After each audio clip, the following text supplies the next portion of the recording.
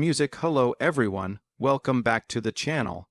Today we dive into a developing story that has once again shaken the fragile balance of the war between Russia and Ukraine.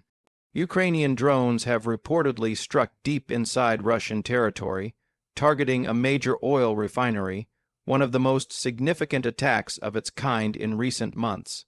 This incident has not only ignited fires across Russian industrial sites, but has also ignited debates across the globe. What does this mean for the war? What are the consequences for the global economy, for energy markets, and for the future of warfare itself? Let's break it all down. In the early hours of the morning, multiple Ukrainian drones were launched across the border into Russia. Their target? A high-capacity oil refinery critical to Moscow's fuel supply chain. Videos and satellite images soon began circulating online, showing columns of smoke rising high into the sky. Russian emergency services rushed to contain the blaze as officials scrambled to downplay the incident. Yet, despite their attempts to minimize the damage, reports from the ground confirmed that operations at the refinery had been severely disrupted. This was not an isolated incident. Over the past several months, Ukraine has intensified its campaign of deep strikes on Russian infrastructure. From airfields and depots to power stations and logistics hubs, these attacks are designed to Moscow's war machine from within. But this latest strike is different. It hits at the heart of Russia's economic engine, its oil sector. By targeting refineries, Ukraine is not just attacking military assets, it's going after the very lifeblood of Russia's revenue stream. Oil and gas exports fund much of the Kremlin's war effort, and any disruption in that flow sends shockwaves through the Russian economy. Now, here's where things get interesting. Russia's immediate response was both predictable and revealing. The Kremlin accused Ukraine of terrorist tactics and vowed swift retaliation. Russian air defenses claimed to have intercepted several drones, but the fact that some got through raises serious questions about the effectiveness of Russia's defense systems. If Ukraine can consistently breach Russian airspace to hit such strategic targets, it marks a new level of capability in this conflict, one that Moscow cannot easily ignore. But there's a deeper layer here. This drone strike also underscores a transformation in modern warfare. The age of cheap, long-range drones has changed the game entirely. Small, relatively inexpensive UAV can now achieve what once required millions of dollars in missiles or jets. This democratization of warfare means that even a smaller power like Ukraine can hit back against a larger adversary like Russia in ways that were once unthinkable. The battlefield is no longer defined by tanks or trenches alone.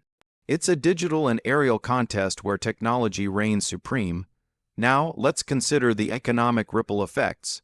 When an oil refinery explodes in Russia, the impact isn't contained within its borders. Oil prices often react immediately as traders fear disruption in global supply.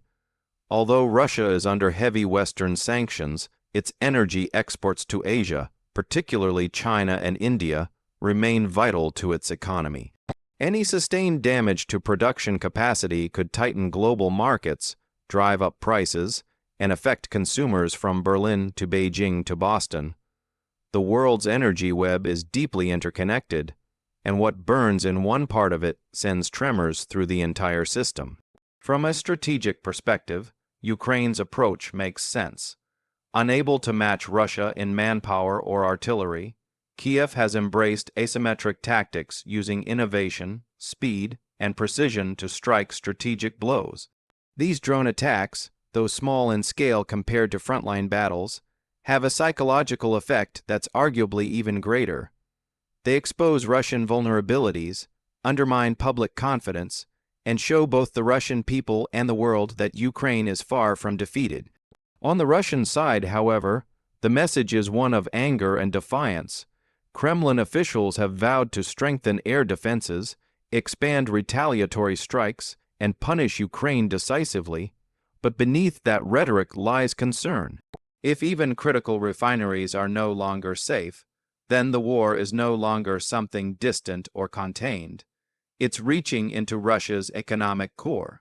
This realization may start to shift domestic sentiment as ordinary Russians see the costs of the war not just in faraway battlefields, but in their daily lives through rising fuel prices, disrupted industries, and growing uncertainty. Internationally, this strike complicates the diplomatic landscape. Western nations, while supportive of Ukraine, are increasingly cautious about escalation. Attacks deep inside Russia risk provoking a wider conflict or giving Moscow justification for harsher military responses. Yet, from Ukraine's perspective, these strikes are a necessary act of self-defense, an effort to blunt Russia's ability to wage war. The moral and political line between defense and escalation grows thinner by the day. Professor Richard Wolff, an expert on global economics and geopolitics, often points out that wars like these are never isolated military events. They're deeply tied to economic structures and global power shifts. What we're witnessing is not just a battle for territory, but a battle for economic dominance in a rapidly changing world. Russia's oil refineries are symbols of that struggle, pillars of an economy that has long relied on resource extraction to maintain its geopolitical weight. When those pillars shake, the entire structure of Russian influence begins to tremble. At the same time, this conflict exposes the West's own contradictions. While the US and Europe continue to arm Ukraine, they also face internal pressure from inflation, energy costs, and growing fatigue with the war. Each new escalation, like this refinery strike, forces Western leaders to walk a delicate line supporting Ukraine without pushing Russia toward uncontrollable retaliation. The global order is being tested not only on the battlefield, but in boardrooms, parliaments, and energy markets. Beyond the immediate consequences, this incident raises broader questions about the future of warfare. Are we entering an era where drones and artificial intelligence will replace traditional military might? Will smaller nations now have the power to challenge superpowers through low-cost, high-impact technology? The Ukrainian example suggests yes. And if so, the implications are staggering, not just for this war, but for every conflict that follows. It's also worth noting that these strikes are part of Ukraine's broader psychological campaign. Each successful hit on Russian soil sends a powerful message to both sides. Ukraine is capable, determined, and resilient. It boosts morale among Ukrainians and sows doubt among Russians. In modern warfare, perception can be as powerful as firepower. Winning hearts, minds, and narratives is as crucial as winning ground. Meanwhile, Russia finds itself juggling multiple crises. The war drags on longer than expected. Sanctions continue to squeeze its economy, and now even its domestic infrastructure is under attack. The Kremlin's attempts to project strength are undermined by the reality of recurring drone strikes and fires lighting up Russian skies. These images circulate globally, symbolizing a vulnerability that contradicts the official narrative of control and stability. Looking ahead, this incident may push both sides into even more dangerous territory. Ukraine, emboldened by success, might expand its drone campaign. Russia, angered and humiliated, could respond with heavier bombardments on Ukrainian cities. Each escalation tightens the spiral, drawing both nations, and perhaps the world, closer to a wider confrontation. In the midst of all this, ordinary people continue to suffer. Civilians in Ukraine live under the constant threat of missile attacks, while Russian citizens increasingly feel the indirect pain of economic turmoil and fear. The war, which began as a geopolitical struggle, has become a humanitarian disaster on both sides, and yet, despite the suffering, neither leadership shows signs of backing down. This brings us to the bigger picture, the balance of global power. Every drone that flies over Russian airspace, every refinery that burns, every retaliatory missile that lands, all of it contributes to the reshaping of a new world order.